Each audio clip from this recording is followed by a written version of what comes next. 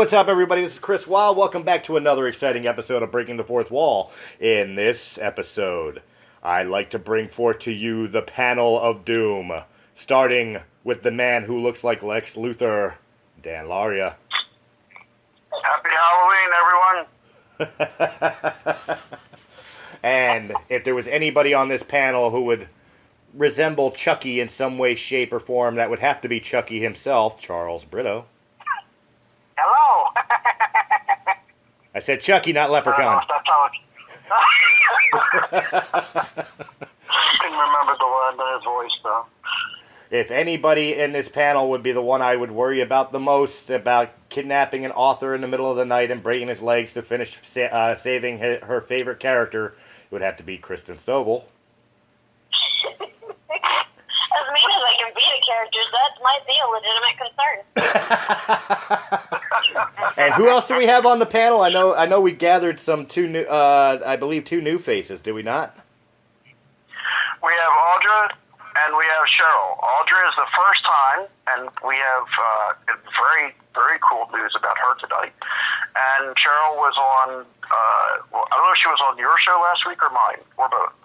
I think she might have been on both. You were on Fourth Wall last week that never got aired, correct, Cheryl? Correct. Okay, I stand corrected. Yes, we have Cheryl Mack, who now that I'm confused, I confused myself. I don't have a snappy little intro for, so it's Cheryl Mack. Good evening, boy. There you go. and finally, last but not least, our special guest for the night, who, Kristen, you'll be interested to know, is also an author. That's Audrey. I don't know her last name. I'm sorry. I know Audra. Yes, she knows me. Oh, I've well. met her face to face. You know what? I'm going to sit back, shut up, and let you guys run the show. I have no idea what's going on right now. Actually, Chris, the reason why... Yes.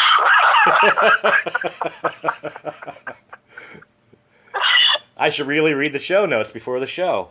So. I don't know, maybe a little. I'm a fan of reading, so. I'm a fan of reading too, so but I got to start reading the memos. Well, especially since I sent out a Facebook message to you saying, would you like Audra on your show also? Well, no, I got that, but you said would I like Audra. You didn't say would I like Audra so and so. I only knew she was an author from one of your posts on Facebook, which I didn't know. I didn't catch her last name. You know how terrible I am with names. Period. And tell them about your last name so I pronounce it properly. The last name is Trosper. Trosper. Trosper. Okay. Trosper with a T at the beginning, not Prosper. Trosper. Many people get Prosper. Okay, I will absolutely both butcher that and completely forget it by the end of the show, I promise. That's absolutely fine. I'm terrible with names. I'm horrible with names. Anything names. Titles, musicians, anything. I know the song I like, but I have no idea who sang it or what the name of the song is because I forgot that as soon as I heard it. Audra, do you know your name? I do know my name. Okay, then that's a starting point. I think it's Mom. Oh, no, wait. No, that's my other name. Never mind. That does bring back what I was originally going to make the show about because of Halloween, and you know what? We'll decide on the major topic of the title. Not the topic of the title, but the major topic we'll discuss later. First, let's get through the news. First, on a sad note, unfortunately, the music world has lost another legend. Mr. Fats Domino passed away today. I do not have the notes in front of me, so I'm not exactly sure how old he was or if there was a cause of death yet, but I do know that he was a major influence on even legends such as Elvis Presley. So, sad day in the world of the music industry. Guys, do you have any information you want to share or memories of Fats Domino? I actually know for a fact that he was a major influence on Chubby Checker because Chubby Checker got his name from Fats Domino. Chubby went to school with my mom at South Philadelphia High School in Philadelphia, Pennsylvania. And ironically, Chubby Chubby once came up to my mother, who was engaged to somebody else other than my father at the time, or they were at least dating. And Chubby said to my mom, if you two get married, I want to be your firstborn's godfather. So I was literally that close to having Chubby Checker as a godfather. Oh, interesting. So close. Very cool. So, yeah, I could have been DC Checker. Well, wait a minute. Does that explain why Chubby Checker wrote "Let's Twist Again"? Possibly. I always knew that song was dirtier than it was made out to be. Did you find your thrill? And did you find your thrill? Well, yes, I did find my thrill on both Blueberry Hill and Strawberry Hill. I just looked it up, and the cause of death I don't think has been announced yet. How old was he when he died? 89, though. 89. 89 years old. 89, and it was early this morning. Wow. Nice long life, 89. Oh, yeah. Respectable. I don't mind living to 89, but I actually tell everybody I'm going to live to 112, so that at 56, I'm exactly middle-aged. Mm-hmm. Which is explaining why he's on this show. He's in a midlife crisis. That's right.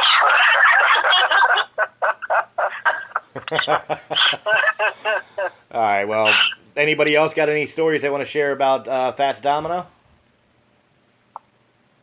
No, I don't have an awesome story like that. No. No. Can't follow that one. My time.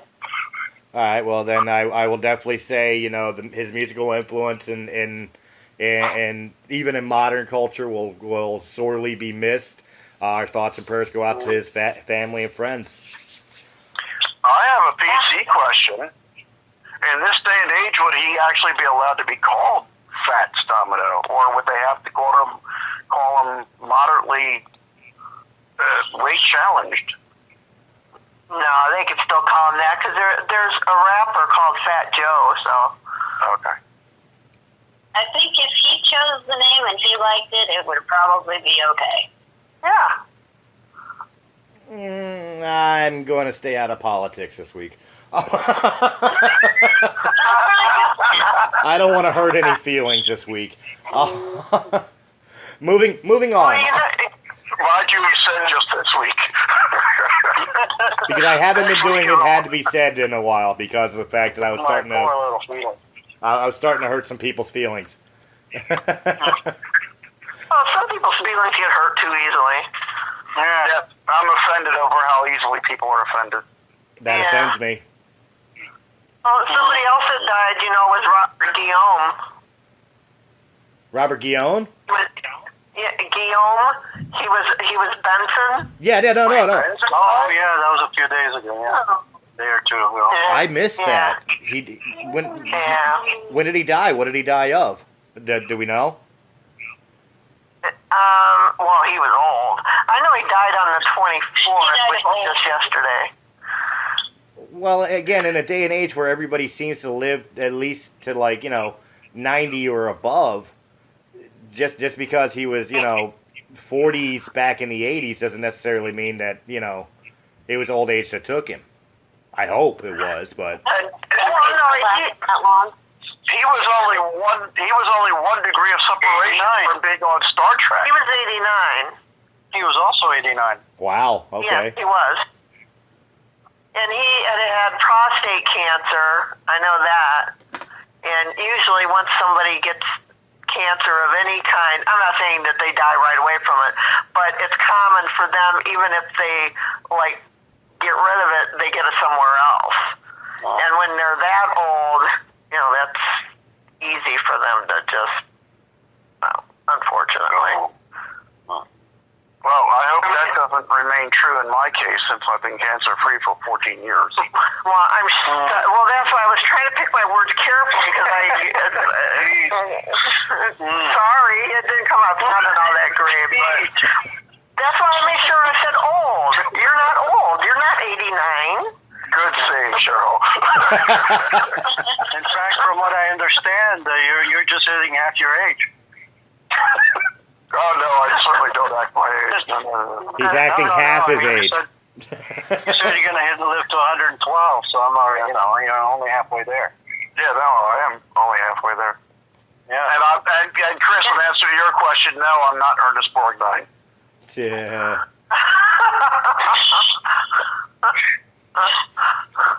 I don't know, but I might buy you a little fez to wear. That'd be kind of funny. You guys are silly. Okay, so moving on to other happier news. Mr. Mark Hamill, Luke Skywalker himself, also infamously known as the voice of the Joker from the Batman animated series, has been tweeting again and messing with the Star Wars fans in the Star Wars universe, talking about that weeks upon weeks before the release of The Last Jedi, a leaked book of The Last Jedi has been released to the general public, and to not buy and read this book, do not spoil, with the hashtag #WaitFor8. This, of course, gets all the Star Wars fans, and especially kind of shows the fake Star Wars fans into a frenzy, thinking they can get early access to the movie by reading the book. Little do they know that there was a previous extended universe book written a long time ago called The Last Jedi. And that's what he was promoting. I just don't listen to Mark Hamill on Twitter. He's just messing with you. Just don't listen. Turn away. Just turn away. Yeah, he's a joker. Well, I'll start us off by saying it this much. I mean, besides being a Star Wars fan, one of the main reasons I have a Twitter account is to follow Mark Hamill, because his tweets are freaking hilarious. Like, the best equivalent I can give to the Star Trek fans out there, although he's been getting very political as of late, I followed for the very longest time George Takei for the exact same reason, because his posts used to be hilarious. And Mark is infamous for screwing with the fan base, constantly misdirecting and misleading them, and also slightly leaking information at times to times just to wet your whistle.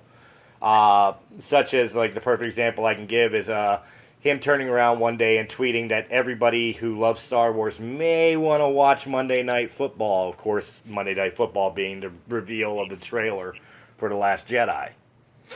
Oh. So, Yeah. Mark, the I like one... Star Wars. I don't like it enough to watch football. I was DJing that night, so all I was doing had it on in the background with the sound off, and I just kept looking back, waiting for them to announce. I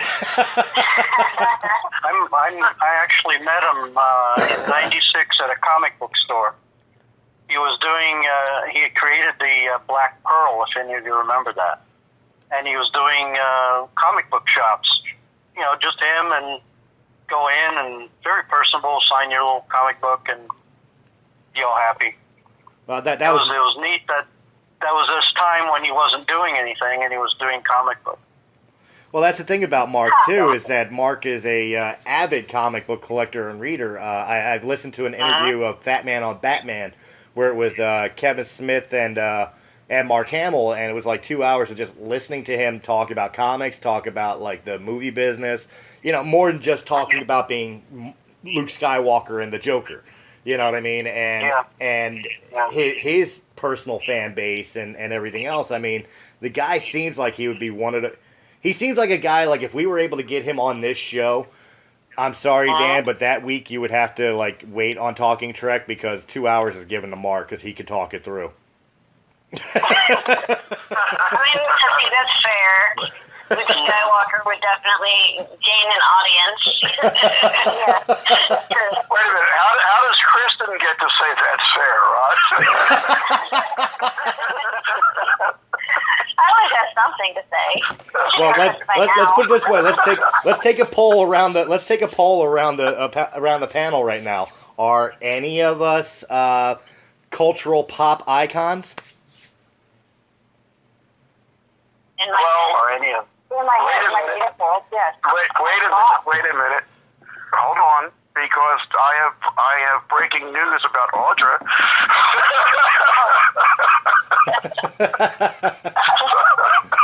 Dun, dun, dun, dun. Hey, I know we've got two accomplished authors on the panel right now.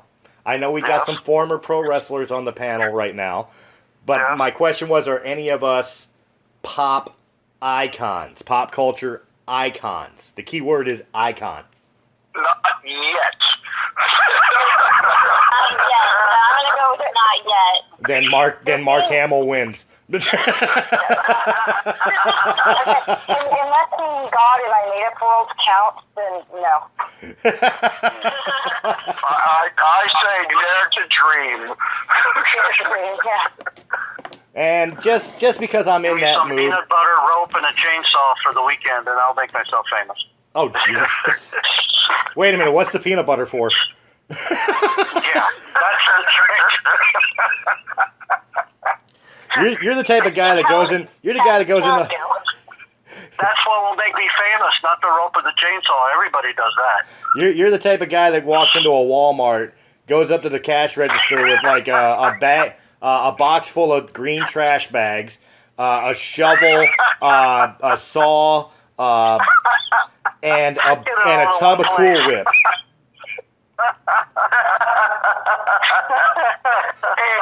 You got nothing on me. I went into the store one time. You can't connect that Cool Whip to anything.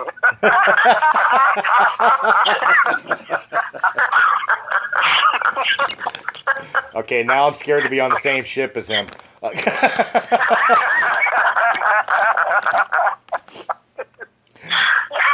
Janice does have her work cut out for her. Okay, and then finally, There's a reason why I have a ship's lawyer. and then finally on the news front, just because I'm in the mood and I want to annoy people, the Philadelphia Eagles are 6-1. If you don't like it, sorry. You're playing again. Wait, do we actually get to talk about sports? Because I could go on about the Eagles. Well, see, the thing is we could talk about sports. The question is, does the panel want to hear about it? Well, probably not. So who are they playing against? The Astros and the Dodgers are 0-0. Yeah, well, the Dodgers. The only reason my personal opinion, the only reason the Dodgers are even in the World Series is because the Phillies weren't. Well, I don't like them anyway. I want the Astros to win. Well, so do I. Because two reasons. One, they haven't been there in forever, and second off, I just don't like L.A. The Dodgers. Right. I don't have a problem with the town. I have a problem with the Dodgers. But Right. it is a statistical fact. Every time that the Phillies and the Dodgers have been in the playoffs, the Dodgers have been eliminated by the Phils. No matter how far the Phillies got, they were always eliminated by the Phils. So that's my theory. It's the only reason they even made it to the World Series this year is because the Phils didn't make the playoffs. Well, I hate to correct you, but I'm older than you. There's no correction there. I know damn right well you're older than me. And I can actually tell you that the Dodgers did in fact beat the Phillies in the playoffs back in the 70s because Greg Luzinski missed an outfield fly because it was raining, and then all hell broke loose. Yeah. Well, wait a minute. You said back in the 70s. What year of the 70s? Because if it's before 77, it don't count because in my mind it don't exist because I didn't exist yet. It might have actually been 77. It was. 77 was a good year. Yeah. Why? Who else was born? Me. Wait a minute. What are the odds? 77. There you go. What are the odds that we had two panelists born in 1977?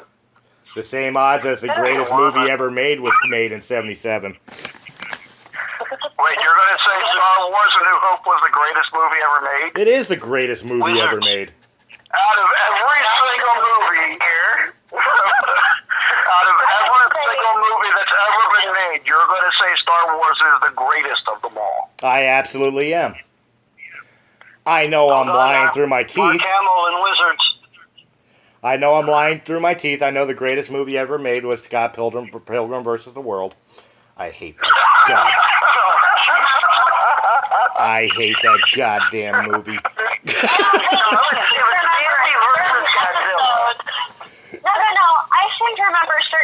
where you were telling us all how good Twilight was. Oh, don't remind me of that. That was the worst movie ever. I never said that was the greatest movie ever made. I said that was the No, I didn't reinvigoration say of the that. I said that was the reinvigoration of the vampire genre. Okay, you want to know why Star Wars? You want to know why Star Wars is one of the greatest movies ever made? Is because it opened up a whole new genre of movies that really didn't have a lot of popularity yet. Well, it was definitely more than that. I mean, jokes aside, besides that, it opened up a brand new world for sci-fi. Exactly. It reinvented movie making. Period. Like Exactly. The stuff that they did to make Star Wars even work had never been done in Hollywood beforehand, and now everybody was reaping the benefits of Star Wars making it possible. And it gave us Han Solo, so, you know. And Darth Vader. Wow, 77 was a great year for movies. It was the same year Close Encounters came out. I thought that was 79. Same. It says here 77. I thought it was later than Star Wars too. I thought it was 79. But I guess I'm wrong. I always thought that was 1979. Yeah, I thought so too. I thought like Star Wars came first and then like everything else came behind it, but apparently not. I'm looking at movies of 77. It's got Close Encounters, Annie Hall, Saturday Night Fever, Smokey and the Bandit, Spy Who Loved Me. A lot of good stuff that year.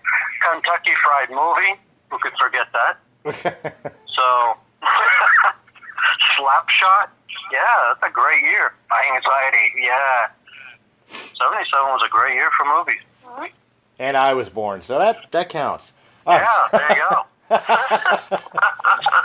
Well, speaking of movies, I know I said before the show that I wasn't sure what we were going to talk about and that we were going to hit possibly the subject of social media, Facebook, Twitter, and the such, and how it's destroying interconnection and personal connections in society. I thought that would be a great topic and a great subject, but then I was reminded at the beginning of the show that when this show releases, it will be Halloween.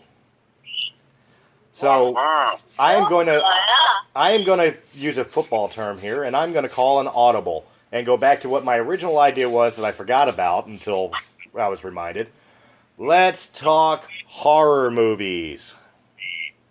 It's about time. 1977. No. From 1977.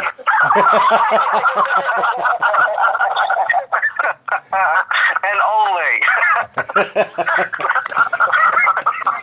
Let's see what we got here. The Hill Have Eyes, The Sentinel, Rabid, Exorcist 2, The Car, Eraserhead, Kingdom of the Spiders. Oh, there you go. Shatner at his best. Wait a minute. Are you actually reading horror movies from 1977? Yeah. Nice. Tentacles. Satan's Cheerleaders. That was a classic right there.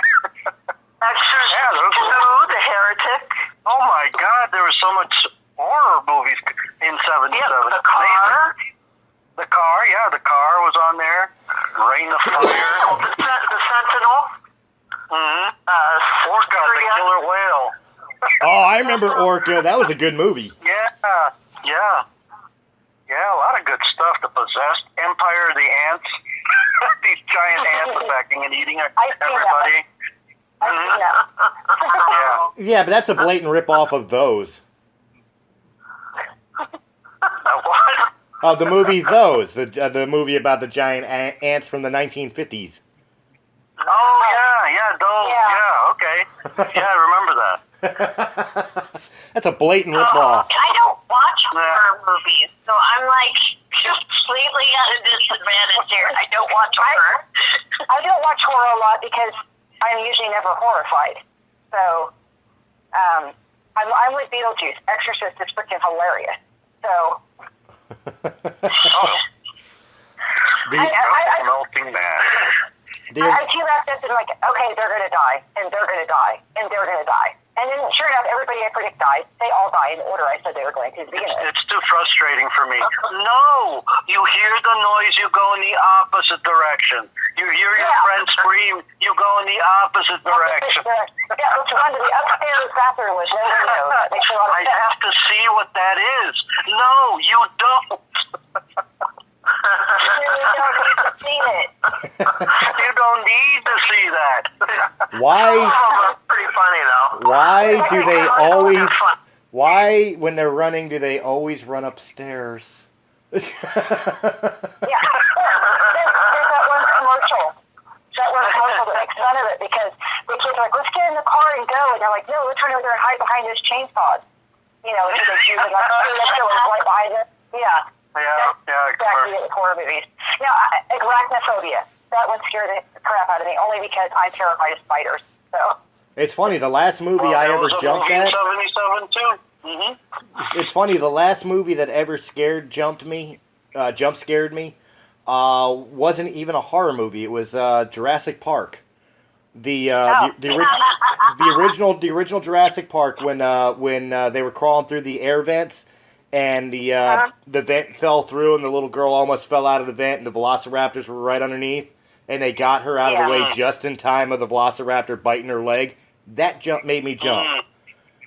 But yet, if I go to see like Friday the 13th or Nightmare on Elm Street or Saw, for the sake of argument, I mean, I find them funny, I find them entertaining, but scary, no.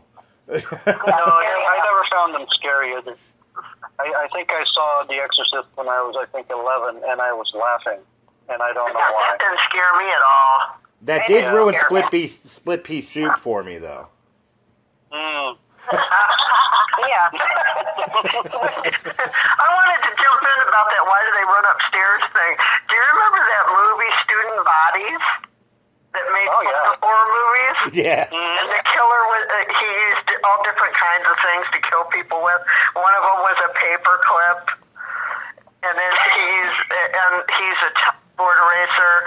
And there was one part where he was going up the stairs, and it was going along with that heavy breathing thing that some of them do. He was going up the stairs going, and then he says, why do they always have to have stairs? Well, just like the Scream movies make fun of those things too. I mean, not Scream, but a scary movie. Scary. Oh, I love the scary movie. Oh, that's hilarious. Well, I think this is a perfect opportunity then for a panel discussion here. I mean, I was sitting here thinking, like, what's the best direction we can go with this horror movie discussion? Could we just talk about our favorite horror movies? Could we talk about how the reboots of a lot of scary horror movies have been coming out, and is it really necessary to even reboot them? Were they better as the original? But really, I think the best question I could ask the panel, since we all seem to have the same aspect, is that horror is supposed to be the fun of being scared. You know, whether it's the jump scare or the psychological scare or something of that nature. And really, a lot of horror movies, more so today than back in the day, but all in general, have been coming off more as funny than actually scary or creepy. Unless you're talking about Human Centipede, because that just should never have been made. Oh, I will not watch that. I don't think I will watch that. You know, there's a difference between scary and just flat disgusting. Yeah, that's putting it nicely. But I think I found more horror in things that are more realistic, like the old Faces of Death series. Which, unfortunately, the reason being that it was horrifying to me was because of the fact that was real. Is that what could we do, or what could we suggest, or what do we think would actually improve the horror genre? Like we just talked about with Star Wars, for the perfect example. Star Wars reinvented sci-fi and reinvented the way movies were made. How do you think we could reinvent the horror genre? That'd be difficult. Well, I've got two writers. I've got two writers on the panel here. Let's hear how they would write it themselves. Well, I don't like horror. I like horror. Yeah, I wouldn't reinvent it. I would stay away from it because I don't like it at all. Well, take like some of the Stephen King movies, okay? The movies were done terribly and weren't scary at all, but then when I've read the books, those were scary because he created the atmosphere. I mean, he didn't have blood and gore he could throw at you and things like that as far as special effects. It all had to be done with words. So he had to create a certain atmosphere with it, which can be very scary. And I think that the movies concentrate, especially now, so much on how much gore they can throw at the screen and how many special effects they can use or whatever, and they forget that they're supposed to be creating an atmosphere. Yeah, I'd agree with that. I mean, some of the more twisted things, go back like Twilight Zone. Some of those were kind of creepy, and they didn't have a bunch of special effects to throw at you, so they actually had to make every bit in the story count. They had to create the atmosphere here with the story itself. And nowadays, it's just like, look, we can use CGI to pull this person in half. Yay, okay, and I'm supposed to be terrified. I'm not, So, Michael, we should make our movies with like today's, something that's really scary today. Like, I can't pay my internet bill. No Facebook this month. Like that. I don't even remember what the name of it was. I think it was supposed to be a horror movie. It was pretty creepy. I saw it when I was a kid, and it was an older movie, but it was about this guy who went around a trucker on the road. And then, the truck started chasing him everywhere he went, and he couldn't get away from it, and he was just trying to go in someplace that was that's a classic. Yeah, Duel. That's a classic. Yeah, that was Spielberg's first and only TV direction. It came from Playboy. That was published. Yeah, when they managed to make this truck chasing this guy down, it was very scary, It was very creepy. It was ominous. And they don't have that feeling in movies now. Many have tried to copy that and all have failed. Yeah. They can't grasp that whole atmosphere that they need to grasp in order to truly scare people or make them uncomfortable or whatever. Yeah, well, it was a theater TV movie from '71, written by Richard Matheson, and directed by and screened by Steven Spielberg. How can you go bad with that? Yeah. And they only had really one actor, Dennis Weaver. And now, granted, I was a kid when I saw it, but it has stuck with me. That is one movie I remember as being scary. So did I. I saw it as a kid, and it stuck with me. Yeah. I mean, I knew who Spielberg was. It kind of is. Yeah. But Jaws is really scary. You hardly see the shark, but you hear that music, and you see it underwater, and you just feel like, I don't feel scared of it now, but when it first came out, you just felt tension, and it was all just the atmosphere and the music. And you heard that music, and you it was the tension that they built. Yeah, that tension that they built, everything that they built up to where you were just between everything. They played on all of your nerves, all of your instinctual stuff, to where you were just keyed up because what was going to happen. But that can.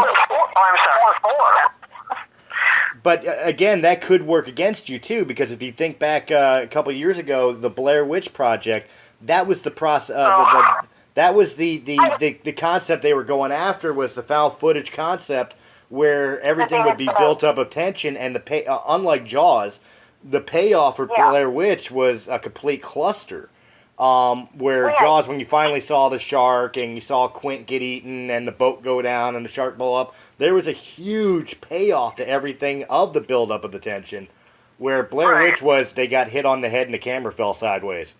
And you kind of Spoiler alert, I hadn't seen that yet. Thanks. No, Welcome. I'm just kidding. I didn't want to see that. I knew it would be a waste of time. They missed the boat with that one. They don't want to be in the woods. I think what the truck thing and what Jaws played on, that the Blair Witch Project failed on and so many fail on, is that the truck one played on, what could actually happen. Like, there could be a lunatic in the truck that actually tries to run you down if you cut them off or something. That could actually happen in real life.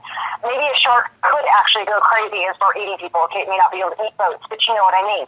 And when you start getting into things like Nightmare on Elm Street or Blair Witch Project, you move into the realm of fantasy, and you leave behind the real world, and it just doesn't quite click. You know, you're able to step away from it and disconnect from it because it's fantasy. That stuff is pure fantasy.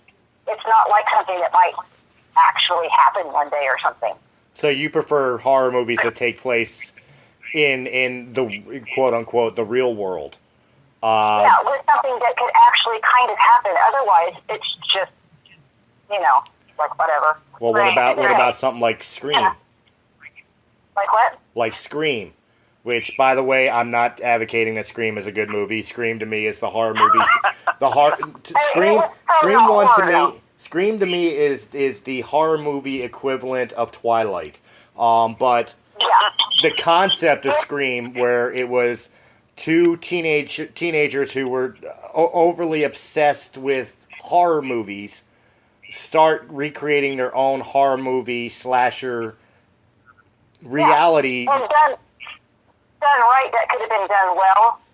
Unfortunately, again, that one missed the boat, and they got on the Twilight boat instead, like you said, and there was nothing scary about it. It was just a bunch of people being really stupid. You know. Well, they were trying to appeal to the teenage crowd. I will state that it did introduce me to one actor that I absolutely fell in love with, and that's Matthew Lillard, who later on played Shaggy in the Scooby-Doo live-action movies, and and of course Christopher Blair in Wing Commander, which a lot of people give shit for, but you know what? Or not Christopher Blair, he played Maniac. Christopher Blair was played by Freddie Prinze Jr. Who was Fred in Scooby-Doo.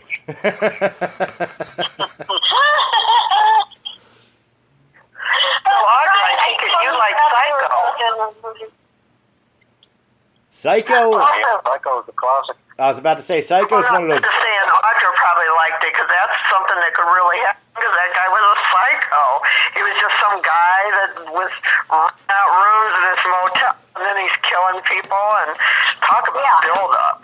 They really built that up. And then there was another thing they have to watch for, and they don't usually do in horror movies because they're so focused on the horror. And Kristen can probably identify with me here. Is plot holes.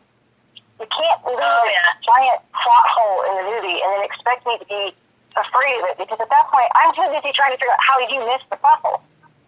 Yep. I know. A discussion about a certain movie that had holes in it that drove us both insane. Yeah. Well, so I think should probably not mention. Well, I think I don't like those in any movie. I was recently watching a documentary on the Friday the 13th series. His name is Jason.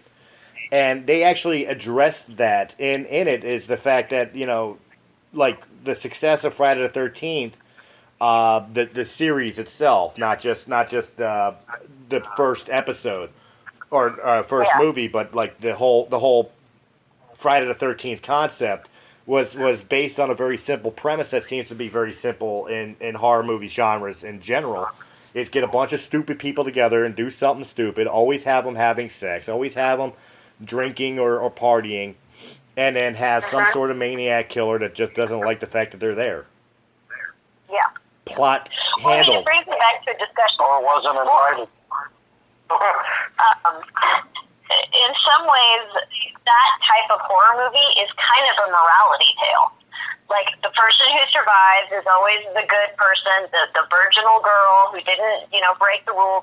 She does fall into danger once she breaks some of the rules, but she never quite breaks all of them. And the first people to go are always the ones that sneak off to have sex, the people who are doing drugs and drinking. So they're kind of a morality tale. Or at least they think they are.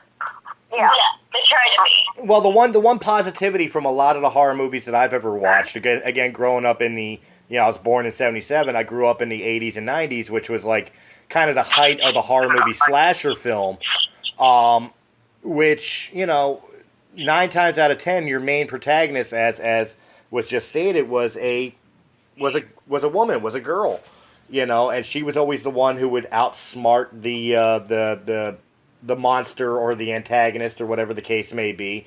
Maybe not the greatest strong female roles, but I mean, back in the day where a lot of people who were feeling that Hollywood protagonists were heavily male, predominantly male. I mean, at least the horror movie genre was kind of progressive in the fact that it always, 9 times out of 10, made the female lead the actual protagonist and hero of the film. Mm-hmm. The Elm Girls movie, and Nightmare movies were like that. Yeah, well, like Elm Street. yeah, you had Nancy in Nightmare on Elm Street. You had I forget her name, Jamie Lee Curtis's character in Halloween. You know, you had Kirsty in Hellraiser. You know, I think the only one that really didn't have a main protagonist was Friday the 13th, unless you want to count Tommy Jarvis, which really he was the only reoccurring character, but he really wasn't much of a protagonist except for in the 4th movie. Well, in Jason X, they had a good female one, except she wasn't really a female. She was the android, KM, in Jason X. True. She's the one that beat the crap out of him and flew off his head. No, that's true, and destroyed. I guess I should clarify that the names that I was pointing out was reoccurring protagonists within their respected franchises. Like Nancy has been Nancy not only was the main protagonist in Nightmare on Elm Street, but she was in multiple Nightmare on Elm Streets. So she faced Freddy numerous times. The same with Kirsty and Hellraiser. She faced down the Cenobites, and of course, Jamie Lee Curtis's character was the sister of Michael Myers, and was pretty much the only one who could beat Michael Myers. So, you know, like I was saying with Friday the 13th, I think Friday the 13th was the only one where you really didn't have a constant reoccurring character, male or female, to face off against Jason, except for maybe Tommy Jarvis, who killed Jason in 4, went nuts in 5 and wound up in a funny farm, and then was responsible for Jason being resurrected in 6, and that was pretty much the end of Tommy's story. Yeah. You know, so... Well, because in most of those horror movies, that's what happens. They make it through one movie, but then they don't make it through the next one. That's usually what happens in those things. You know, it's that's why there's usually not recurring characters. You know, it's kind of funny because I was thinking about that watching Hellraiser 2 last night, actually, on Netflix. And in Hellraiser 2, the main female protagonist, Kirsty, survives her battle with the Cenobites. You know, the Cenobites wind up killing her father, taking her Uncle Frank back to hell, killing her mother, blah, blah, blah. And, of course, she winds up going to a psychiatric hospital because of the police and everything else, because she's extremely traumatized by what happened. While she's there, all of a sudden the Cenobites start reappearing because somebody again opened the box, and the main leader, administrator of the mental hospital is obsessed with the box that opens the gateway to hell and calls the Cenobites and stuff like that. Basically, it puts the story in motion, but when I watch the story, I really realize it's like, you know, Kirsty, you could just walk away. Why are you even involving in this? The Cenobites ain't after you. They're after the person that opened the box and, you know, all this stuff. Why don't you just go home? Because it's a horror movie and she is required to be stupid. They have a maximum IQ they seem to be able to hit, and then, you know, if you go over that, you can't be in a horror movie. Because I'm sitting there thinking about it. If it was me, it's just like... Or they kill you off right away. Oh my God, somebody opened the box, the Cenobites are out, and they're causing pain and effort, and I think I'm going to go to McDonald's, because screw that. You know what I mean? Yeah. Which is probably what you mean by plot holes. It's like, you don't have to be involved in this. You could pull a Charles, and I'm gonna go the other way. Like, how good a friend is he to you, really? You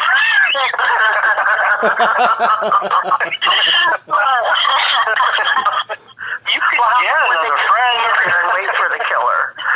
There are other friends. There are other friends that.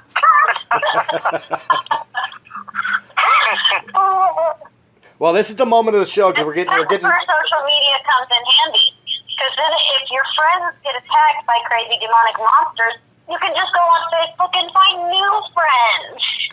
Are you kidding? If your friends, with social media, if your friends get attacked by a monster nowadays, you would see the video of it up on the wall. True. This is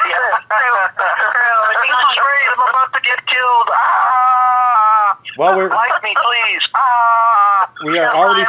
we are already starting to reach time here, so I'm gonna give a quick moment here and shift gears, and I'm gonna pass the microphone, as it were, over to Mr. Dan Laria to give his special announcement, and this is going to be the part where it deals mainly with Audrey. So let's go ahead and get to that, Dan.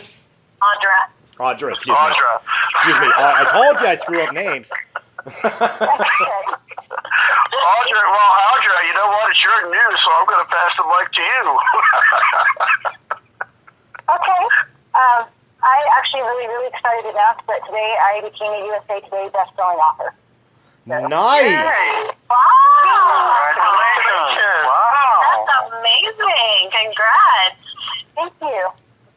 Tell us All a little bit about your book. I mean, this is the first time you're on Fourth Wall with us, so let's hear a little bit about your book and definitely where people can get a hold of it if they can't just go to a normal Barnes and Noble. Okay. Well, the book that went there was Bound by Legend, and it is I guess it's a paranormal romance, but there's so much more to it than just a romance book. I don't even know how to explain it. Put me on the spot. Grab the cover and read that. Surprise, you're going to get interviewed. This book has pages.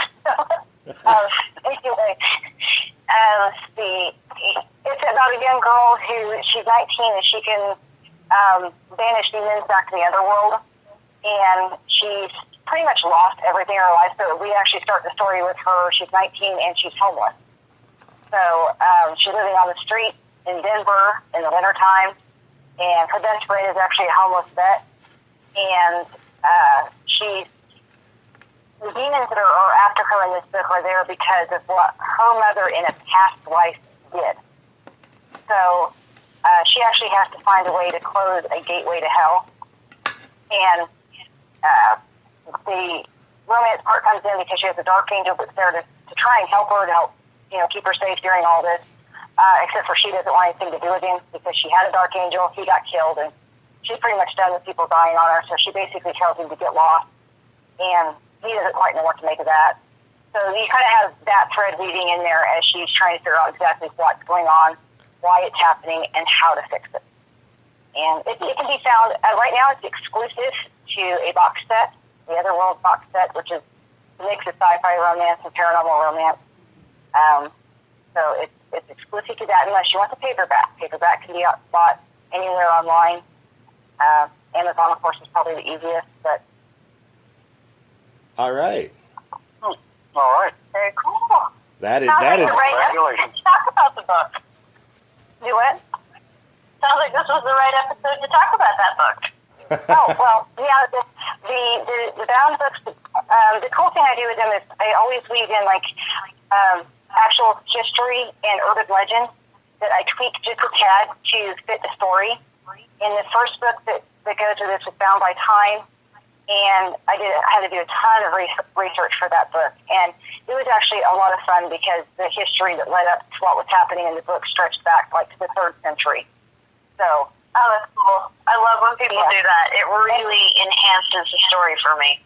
And I always put an author note in the back of those books to let people know exactly which was real history and where I deviated for certain points. And Bound by Time, the first book in that series, had stained glass window in it. But the history of stained glass windows didn't quite go back far enough, so I stretched it back on my own. But I just let readers know where I did that. I was like, I let them know where the first stained glass windows were actually found and in what year, and then said that I took it back further because I wanted to. So, because it was your book and you were the boss of it. exactly. Creative license. I know how this works. Yeah, creative license, exactly. This is why we write fiction. Guys, we should be the bosses. I do want to point out the irony that Breaking the Fourth Wall for 3 seasons has been a pop culture show that mainly has been dealing with like movies and music and television shows, and our biggest interviews and involvements with panelists have been authors of books. I just want to point out the irony of that. It's great. I love books. I love the fact that we got Kirsten. I just got done talking about Hellraiser. Kristen on the panel, and of course, now meeting Audra and all that, and of course, you're more than welcome back anytime you wish, Audra. We would love to have you on to discuss nerdy stuff with us. But I like nerdy stuff. I love that both the authors tonight are from the same state, though. No, we're not far from one another. Yeah, we knew that Kansas City grows such great people, huh? I know, we're awesome. But let's go ahead and reach the point of the show where we're going to talk about our movie pick of the week. This week, obviously, with it being Halloween, let's choose something Halloween-y. Let's go with horror movie / Halloween special movie pick of the week. Audra, for people who don't know, we give our listeners a chance to go out and find and see a movie that we recommend that we feel would fit in, and normally we do it in some form of genre, like this week with being horror movie / Halloween specials. Okay. All right. So, Charles, we'll start with you. I haven't seen a new horror movie for a while. I can give you one of my favorites. Go ahead. I haven't seen a horror movie in theaters for a long time, but I can give you one of my all-time favorites. Go ahead. There's a movie that was made in 1981 called Ghost Story. It was with Fred Astaire, Bevan Douglas, John Houseman, and Alex Cruz, which, as you know, in Star Trek was the queen of the Borg. Very, very creepy type movie. It's about these college kids that have their way with this woman in college back in the 30s or 40s or something, and they accidentally think they killed her. So they put her in one of the old jalopies and run it into a lake. As soon as that lake, as the car starts sinking, she wakes up and they see her in the back mirror as the car is sinking. And she dies really drowning instead of anything else. So these young men keep this story for years and years and years until they're all old, as they're now, Fred Astaire, Douglas Fairbanks and all that. And this girl comes back, still young, to kill him in each and every way. Very, very creepy. Cool. Interesting. Kristen, your pick. Mine it's more of a comedy, but it deals with vampires, so I'm going to say it fits. It's called What We Do in the Shadows. And I think some people have heard about it on this panel, but it's hilarious. It's done by the same people who do Flight of the Conchords. It's so funny. It's this New Zealand group of people. It's about these 4 vampires living in a flat in Wellington, New Zealand, and it's done as a mockumentary, and it's just one of the funniest movies I've ever seen. Almost a spoof on Interview with the Vampire. So Halloween theme. There you go. Yes, that does fit. Kind of a spoof on Interview with the Vampire in a sense. Cheryl. Oh yeah, it's brilliant. Cheryl, your pick. Well, if it has to be horror, Covenant. Like I said, it had to be horror or Halloween based. So, in other words, you could choose you could choose like Ernest Scared Stupid for all I care. You know? Alien Covenant was good. I like movies, and I like Alien, all the Alien incarnations. And Alien Covenant was, a lot of people didn't like it, but, that's true with any movie. You don't know until you watch it yourself. But I thought it was just as good as any of the other ones, and they did the monster good. And, plus I know people that were dealed with the movie, so of course I'm going to put it up saying, hey, go watch this, because my friends helped make it. And the funny thing is, when I saw it, though, I actually saw it the first time. I saw it without the special effects because they had sent me a screener, and it was a screener that didn't have the special effects in it because they hadn't done them yet, or did them yet. And this one filmmaker friend of mine, he said, why would you want to watch something like that? And I said, you know what? I like watching stuff like that.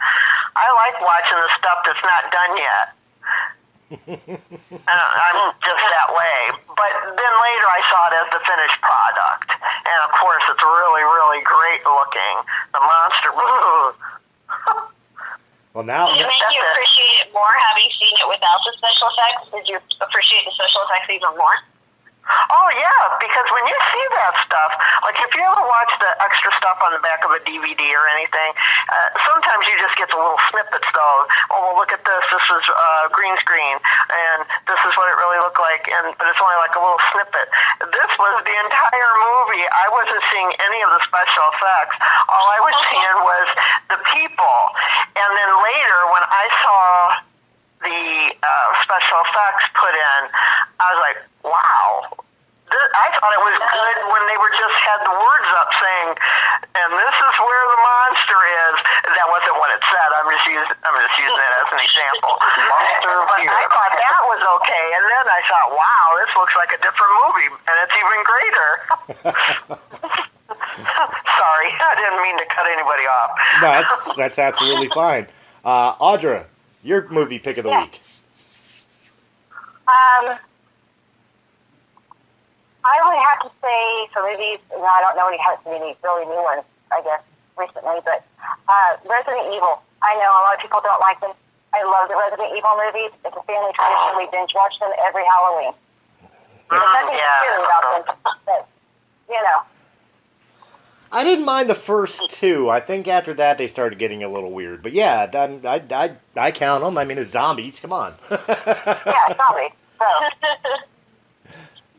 Dan. All right, I'm going to go really old school with this because it's the first movie that ever scared the crap out of me. Showgirls? What is it? Showgirls? Well, no, that's true too. No, I'm going to go with The Exorcist because I was basically a young teenager when that came out. And it was my understanding that it was based on a true story. Now, I found out later that it was very loosely based on a true story. But at the time, I didn't know what was true and what wasn't. So while I'm watching this, I'm like, oh my God, that really happened? And the girl, Linda Blair, was literally the same age I was. Okay? Which made it even scarier from my point of view. So, yeah, I remember watching that movie and purposely going to sleep over at my grandmother's because she had a cross in every bedroom, and I wanted the extra protection. It's funny, his reasoning for connecting to the character of Linda Blair in a scary movie is the exact same reason why I watched Who's the Boss. Because I was the same age as Alyssa Milano, and that show was just as scary as The Exorcist, I think. All right, well, originally I was going to choose Alien, but Cheryl beat me to that, so I think I'm going to go with a classic 80s B-rate movie. I think I'm going to go with Sam Raimi's Evil Dead. The original, not the remake. The original Evil Dead. Yes, of course, the original, yeah.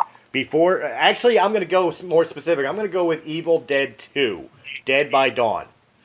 Because of the fact that Dead by Dawn, the first Sam Raimi Evil Dead was definitely a B-rate horror. It was set that way, but Evil Dead 2 was where the comedy started coming in. And the reason I choose Evil Dead 2 is it had the greatest video pun ever done to film, in my opinion. Was the part when his hand became possessed.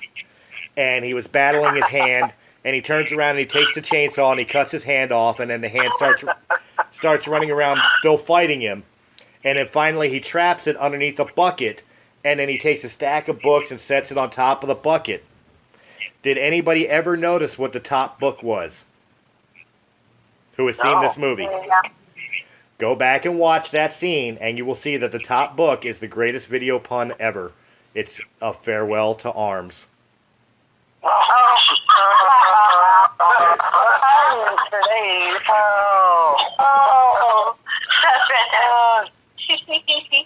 And of course, Evil Dead 2 paved way for Army of Darkness, and now on Showtime, Ash versus the Evil Dead, which is a great series we have to give more attention to.